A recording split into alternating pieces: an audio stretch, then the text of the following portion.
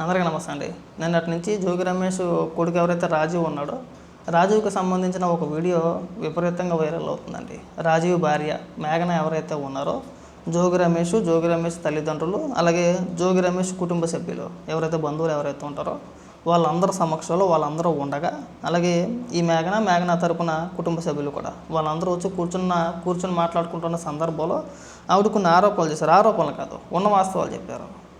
జోగి రమేష్ కొడుకు ఫిజికల్గా అన్ఫిట్ అని చెప్పేసి జోగి రమేష్ అంటే వాళ్ళ తల్లిదండ్రులకి, జోగి రమేష్ భార్యకి, వాళ్ళ కుటుంబ సభ్యులందరికీ తెలుసంట. మనోడి దగ్గర మ్యాటర్ లేదని చెప్పేసి మనం అందరికీ తెలిసే కావాలని చెప్పేసి పెళ్లి చేశారు, కేవలం డబ్బుల కోసం, ప్రచార పిచ్చి కోసం అని చెప్పేసి ఒక వీడియో వైరల్ అవుతుంది. ఒకసారి వినండి అదేంటో.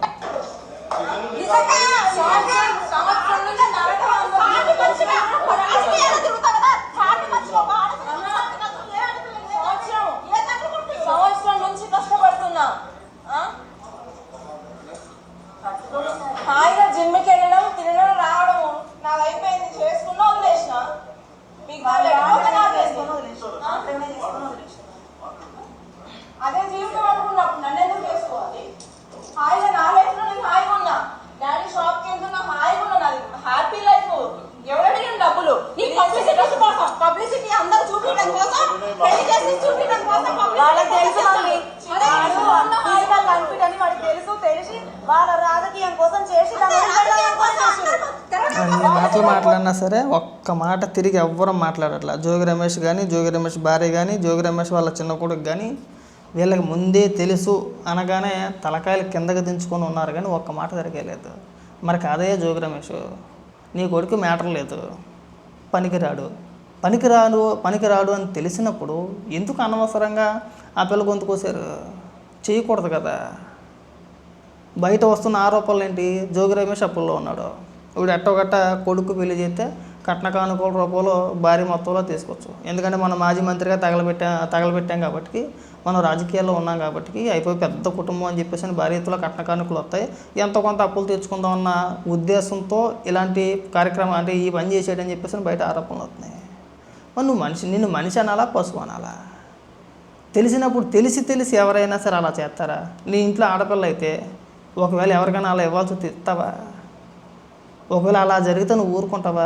మరి వాళ్ళది బాధ కాదా? పైగా ఎలా కూర్చున్నాను అనుకుని ఇలా కూర్చున్నాను అనమాట. వాళ్ళు అనేసి మాటలు మాట్లాడుతూ ఉంటే ఒక మాట కూడా తిరిగి మాట్లాడుకుంటా, వాళ్ళు చెప్పిన ప్రతి మాట కూడా నిజమే అన్నట్టుగా తలకాయ ఊపుతూ అలా కూర్చొని ఉన్నాడు. మరి నేను ఏ జోడించి కొట్టాలి? మేము నీ కొడుకు గురించి అసలు మాట్లాడం. అది మీ కొడుకు చేతిలో కూడా లేదు, అది నీ చేతిలోనే లేదు, మీ కొడుకు చేతిలోనే లేదు అలా అయిపోవటానికి.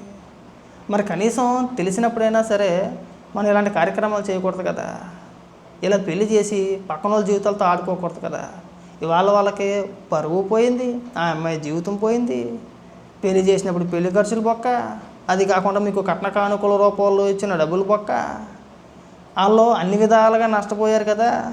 ఇవాళ వాళ్ళకి నువ్వు ఏ విధంగా న్యాయం చేద్దాం అనుకుంటున్నావు? అసలు ఆ ఆడపిల్లకి నువ్వు ఏ విధంగా న్యాయం చేద్దాం అనుకుంటున్నావు? కొన్ని బయటకు వచ్చి ఎవరైనా మాట్లాడుతుంటే దాని గురించి ఎవరు మాట్లాడరు. ఈ సంఘటన బయటకు వచ్చిన కానీ జోగి రమేష్ అనే వ్యక్తి బయట కనబడితే కొట్టు. మరి ఇంత దుర్మార్గమా? రేపొద్దున నీ కుటుంబంలో ఒకవేళ మీ ఇంట్లో ఎవరైనా ఆడపిల్లలు ఉంటే అదే ఆడపిల్లకి ఇప్పుడు జరిగినట్టుగా మీరు చేసినట్టుగా ఎవరైనా మీ ఇంట్లో ఆడపిల్లని మోసం చేస్తే, అదేవిధంగా వేరే వాళ్ళ కొడుకు మ్యాటర్ లేదు, పని చేయడు, దాచిపెట్టి మనోడు మంచి కండల వీరుడు అండి, కండలు మాత్రమే ఉండాలి, ఏం లేవు కానీ కండల వీరుడు అండి, పొద్దున్న సాయంత్రం జిమ్కి వచ్చేస్తాడు, జిమ్కి వెళ్ళి సేకంగా ఎంత తినేస్తాడు, మా ఊడు కండలు చూడండి, కండ మాత్రమే చూడండి, ఏం చూడమాకండి అని చెప్పేసి అంటావా? సిగ్గు శరం లేకపోతే సరే. ఇలాంటివి చూసినప్పుడు ఒక్కోసారి జోగి రమేష్ నీ పైన అసహ్యత ఉంటుంది. మనుషులు ఇంత నీచంగా కూడా తయారయ్యారా అనిపిస్తుంది. ఎక్కడైనా కానీ చేసిన తప్పు తెలుసుకొని ఆ కుటుంబానికి ఏ విధంగా న్యాయం చేయాలో ఆ విధంగా న్యాయం చేయండి.